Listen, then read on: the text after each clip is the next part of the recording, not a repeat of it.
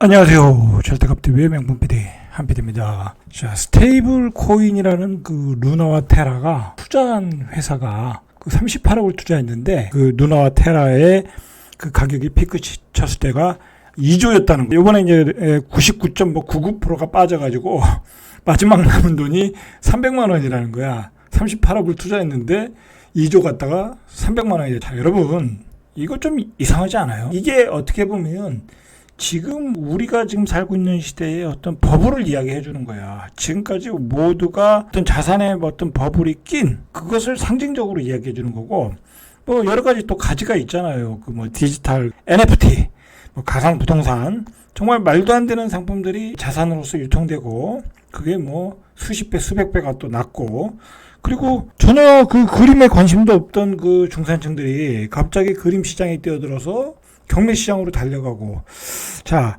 지난 4, 5년 동안은 무척 이상한 시장이었다는 거야. 이상한 시장. 슈퍼 버블 붕괴가 바로 이 루나와 테라 여기서 터진 거예요. 이거는 굉장히 상징적인 사건이야. 물론 이런 그 사건의 배경에는 분명히 어떤 헤지펀드들의 어떤 그 숏 공격에 대한 그런 게 분명히 있긴 있을 거예요. 그러나 그 헤지펀드들이 그것을 공격할 수 있었던 것은 그 자산에 버블이 꼈기 때문에 공격이 가능한 거예요. 이러한 그 38억이 2조가 되는 와중에 다른 자산들도 버블이 꼈겠죠?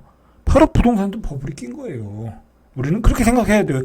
지금은 큰 그 흐름을 읽을 줄 알아야 돼. 큰 트렌드를 읽을 줄 알아야 돼. 그걸 읽을 줄 알아야 돼요. 제가 2021년도 9월에 제가 제 블로그에도 올렸지만 2021년도 9월에 네이버와 카카오 주식 고점을 쳤다.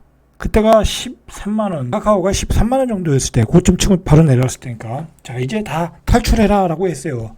그리고 또 뭐라고 그랬냐면 아마도 내년 정도에 금융시장에 어떤 붕괴가 오면 코인 시장에서 시작될 것이다. 왜냐면 코인이 말도 안 되는 자산이거든. 뭐 증명이 안 된 거거든. 어쨌든 한 번은 버블이 붕괴가 오고 거기서 옥석이 가려지고 뭐 그러면서 다시 올라갈지 몰라도 화폐 가치로서 다시 인정을 받을지 몰라도 분명히 한 번은 버블이 올 것이다라고 이야기했는데, 자 이미 이제 어떤 코인 시장은 이 사건 하나로 이미 신뢰를 많이 잃었어요. 이거 뭐 하루아침에 3억을 투자했는데 30만 원밖에 안 남았다고 그러면 자고 일어나니 누가 이걸 투자하겠어요. 하루아침에 99%가 빠지는 자산이 어딨냐고. 우리가 자산이라고 하면 뭐 그나마 부동산, 그나마 주식도 위험한 자산이에요. 채권. 자, 뭐 그런 그 가치가 있는 그런 게 자산이잖아요. 그 이자가 나오거나 또는 그 뭐 희소 가치가 있거나. 자, 그러나 이런 것들은 가치가 없는 거잖아요. 단지 시장에서 유통이 되어서 그게 거래가 되다 보니까 그 가격이 상승해서 그래서 많은 그 젊은이들이 참여했던 거지, 어떤 본질적인 가치가 없었다라는 거지. 자, 그런 본질적인 가치가 없이 올라갔던 그 버블들이 꺼진다는 거야. 자, 우리가 이걸 꼭 기억해야 될 것 같아요. 그러면 이 버블이 결국은 부동산에서도 터지겠죠. 자, 코인은 이미 터졌고 주식도 이미 3,300에서 2,550을 찍으면서 90% 빠진 종목들이 허다하고, 미국의 경우에 개별주들, 우리나라도 뭐 부실주들은 그렇게 빠졌어요. 자, 대형주들도 30% 50% 빠졌고 이미 버블이 빠지고 있다. 대형주도 주식들도. 자, 그러면 남은 게 부동산이야. 자, 요즘 강남이 신고가라고 그러는데 강남이 45억, 60억 그래요. 이 대형 평수의 경우에. 자, 좋은 아파트의 경우에 60억, 70억도 그래요. 압구정동 같은 경우에. 한번 자, 생각을 해봐요. 45억 주고 내가 아파트에 산다는 건 내가 빌딩에 사는 거야. 그 45억이면 빌딩 하나 사잖아요. 그죠? 웬만한 도시 가서 큰 빌딩 하나 사는 거예요. 수천만 원 세가 나오는.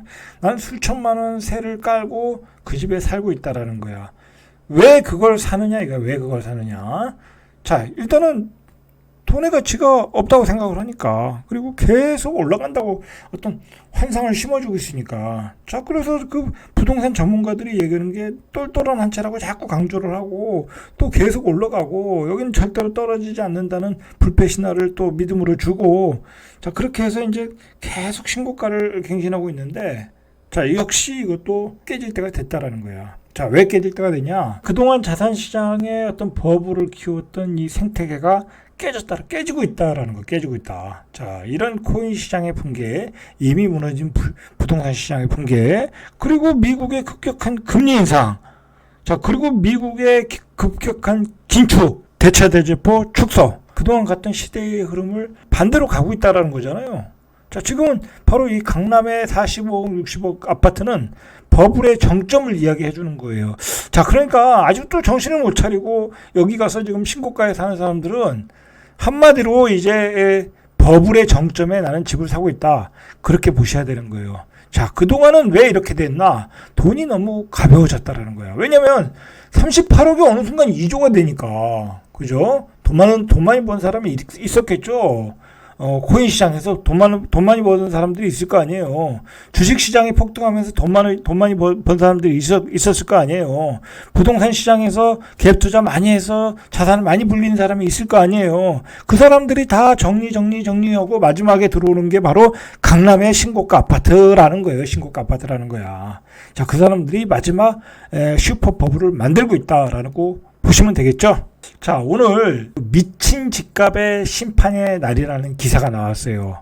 자, 주식과 비트코인 폭락보다 더 센 놈이 온다. 자, 이 얘기는 뭐예요? 이제 버블이 붕괴되는데 더 센 버블 붕괴가 온다라는 거예요. 자, 그 타이틀이 미국 집값의 심판의 날이에요.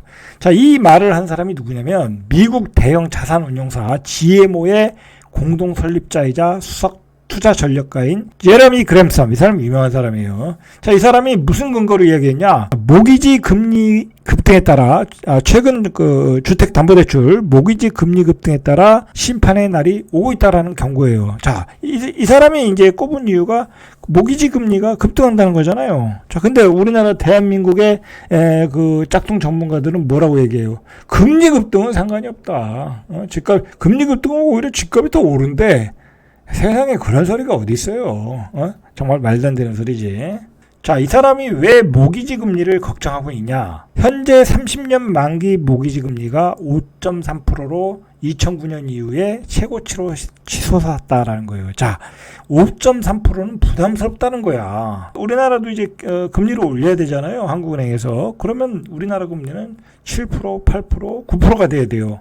자, 미국은 5.3%에도 이렇게 심판의 날을 경고하고 있어요. 자, 그래서 주택 위기가 경제에 미치는 영향은 파괴적이라는 거예요.